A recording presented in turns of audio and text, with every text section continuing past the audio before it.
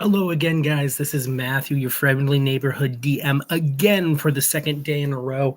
What we have up here is again that fighter character that we created yesterday. You can see that in the if you look in the history of the channel there, you can see making a fighter. There's 8 parts to that series. What we're going to do now is just briefly talk about leveling up. We're going to level up just 2 levels today because it is a fighter, and certain things happen at certain levels. And eventually we're going to take this all the way probably to about level 6, just so you guys can get an idea of what happens as you level up. Again, we're looking at our fighter, named Zoraruk. Again, I keep on thinking it sounds like a Pokemon I know about. But anyway, so the way you're going to actually change your character's level here is you're going to go up. Oh, there you go. You're going to go up here to where it says your character's name, and it's going to say Manage. So if you press that, it's going to pull out this tab. And if you scroll down, you can see Manage Character and Levels. You're going to go ahead and click that. And it's going to actually bring you back, once it's here, to your class page, that second page there. And you're going to see right at the top, level. Right now you're level 1. So we're going to go ahead and change that to level 2. And you're going to see some changes here. Max hit points has gone up to 20 from 12. So that's pretty good because more hit points is always good. Remember, we decided to take the average just to keep things simple. And you can see now we have 2 D10 as the hit die. So if you just comparison again, we'll go back to level 1. I'm going to confirm that from 12 HP and 1 D10 as the hit die to now level 2. 20 HP and 2 D10 as the hit die. Again, you can roll for your hit points. You would just roll that D10 and add some modifiers. We'll go over that later, maybe in another video, because it's always interesting, looking at the stats of rolling versus taking the average. Obviously, there's risks to rolling because you could always get a 1. But I agree with Matt Mercer here and most people, I think, where, if you roll a 1 on HP, you go ahead and re-roll that. Anyway, so what's happened here? So you have gained the ability Action Surge. That's what you gain at 2nd level. Starting at 2nd level, you can push yourself beyond the normal limits for a moment. On your turn, you can take 1 additional action, not a bonus action, an action. So normally you would have 1 action and 1 bonus action. This is saying that you can take 2 actions and 1 bonus action. That is very important, that distinction. So it's not saying you can attack twice on an action. It means you can take 2 separate actions and attack once on each action. Once you use this feature, you must finish a short or a long rest before you can use it again. Starting at 17th level, you can use it twice before a rest, but only once on the same turn. Pretty self-explanatory. That is all you're really getting for level 2. So as I said, we're just going to go ahead and go to level 3 just because, a lot more happens. So you're now level 3. You can see then you got another D10 as your hit dice for when you short rest. And then also your max hit points gone up by 8 again. So you are now at 28 hit points. So this is where things get fun. You'll see, and they always do a good job of this, your martial archetype. This is your subclass. Now, again, I've said this before. I've got to reiterate here. If you just have the basic rule list, you are going to be limited in what subclasses you can take. That is okay. A lot of the ones from the basic rule book are pretty great anyway.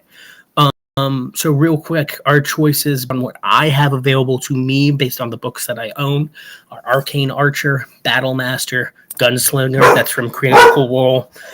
Cavalier, Champion, Eldritch Knight, Psy Warrior, Purple Dragon Knight, Rune Knight, and Samurai.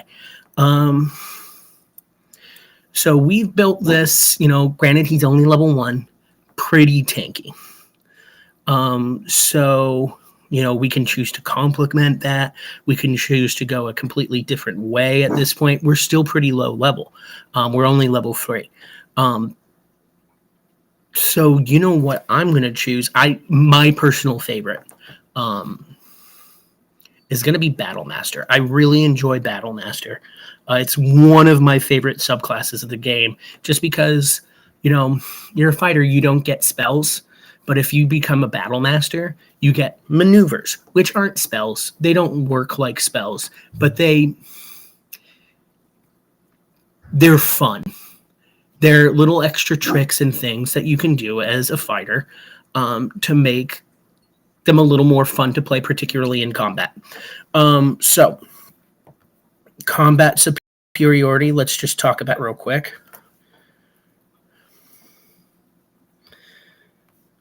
As you can see, there is a lot of information here. We have time. I'm going to go through it all. So when you choose this archetype at 3rd level, you learn maneuvers that are fueled by special dice called superiority dice.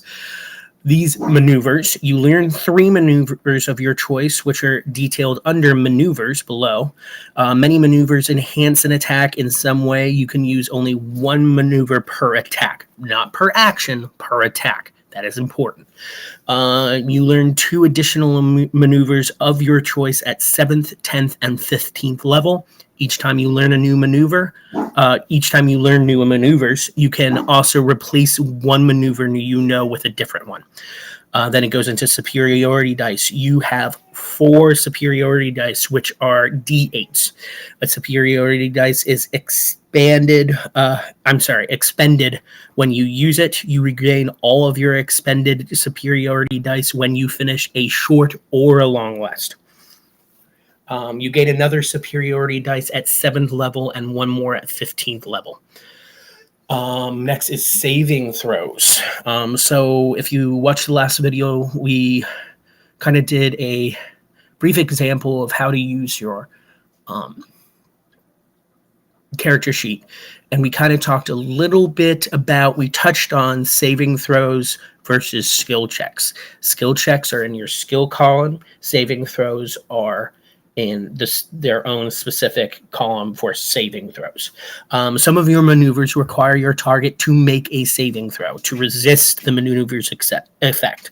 The saving throws DC is calculated as follows.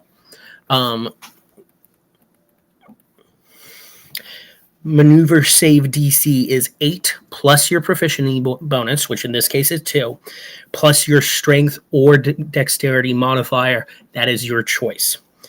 Okay, so it's 8 plus 2 plus our strength modifier, which is 16, so that's going to be 3. So it's 8 plus 2, so that's 10, plus 3, so 13. The DC to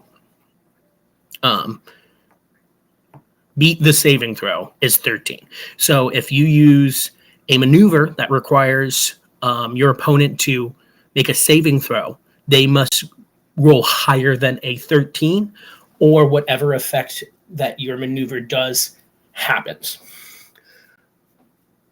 Student of War. So we've got some choices here we got to look at. At 3rd level, you gain proficiency in 1 type of artisan's tools of your choice. So that's cool. We get some tool proficiency here. Again, this is kind of just flavoring. It'll come up in roleplay, and it can be fun, especially, when it comes up, it's great. I realized, actually, that you guys can't actually see these selections when I open them, so I just have to read through them real quick. Alchemist supplies, brewer's supplies, calligrapher's supplies, carpenter's tools, cartographer's tools, cobbler's tools, cook's utensils, glass blower's tools, jeweler's tools, leather worker's tools, mason's tools, and painter's supplies. You know, it could be fun, whatever you want to choose. I'm going to go ahead.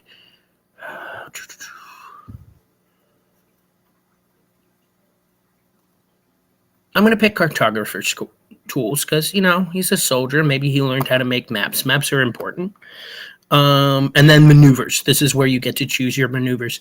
Now I'm going to open this up, and I realize you can't see them, but there are easily 30, at least, different types of maneuvers. So I'm just going to show you the ones that I pick, because we could spend literally all day going through each of these. So just 1 second. We're going to pick parry. When another creature damages you with a melee attack, you can use your reaction. Okay, so we got to talk about that, and expend 1 superiority die to reduce the damage by the number you roll on your superiority die plus your dexterity modifier, which in this case is 2. So a reaction. It is exactly what it sounds. You only get 1 reaction, though, per round. So you get 1 reaction per round of combat, meaning until your next turn. So keep that in mind, because there are other things that can use your reaction. So in this case, you're going to get a maximum, because our dexterity modifier is 2, and your superiority die is a D8. So a maximum of 10 damage off of whatever you took, which at a low level could be all of it, frankly. So that's very cool. That's parry. It's one of my favorites. Let's see.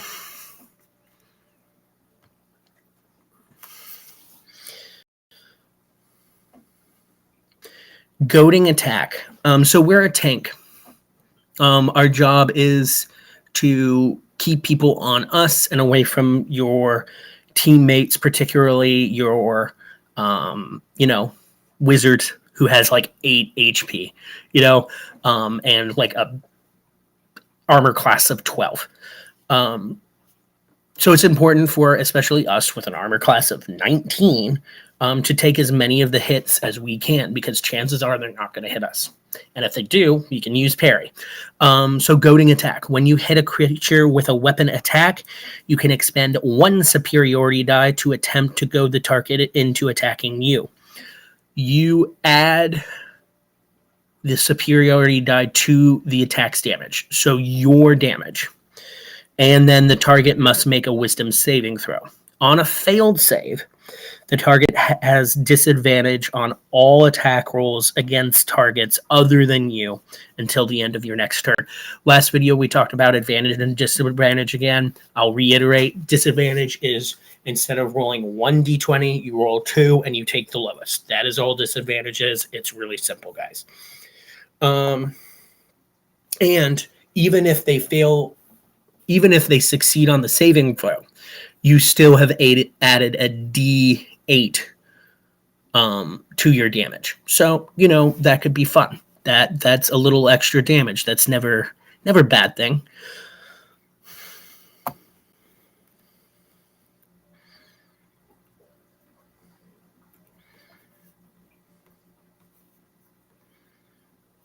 Sorry, guys. I'm actually looking for the last one here.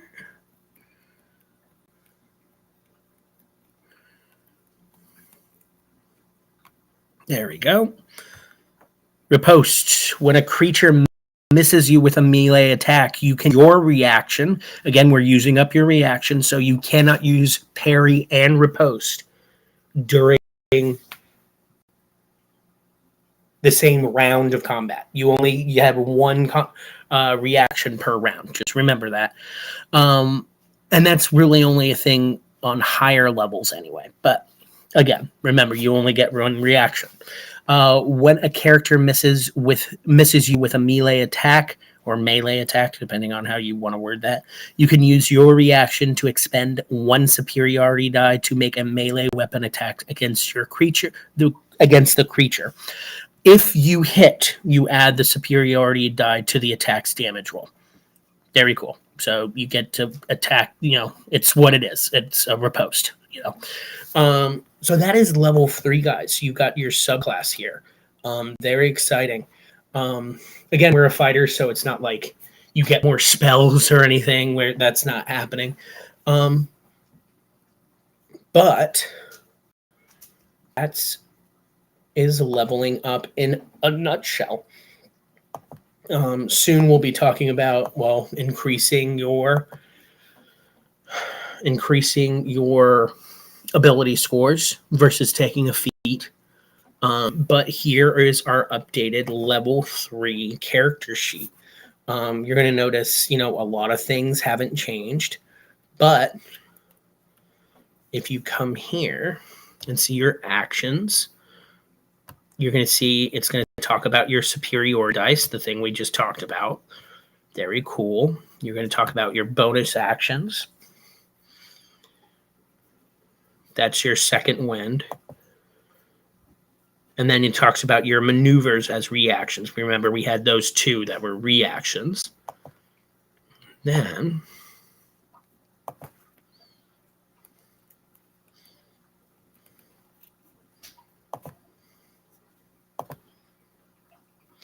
we talked about action surge, and then our last maneuver here, goading attack. So it's all here, and it's really easy to get to and read. Don't forget you have the slasher feat.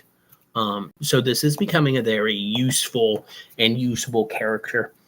I would enjoy playing this character, frankly. So yeah, that is it for level 3 on this fighter we've created, guys.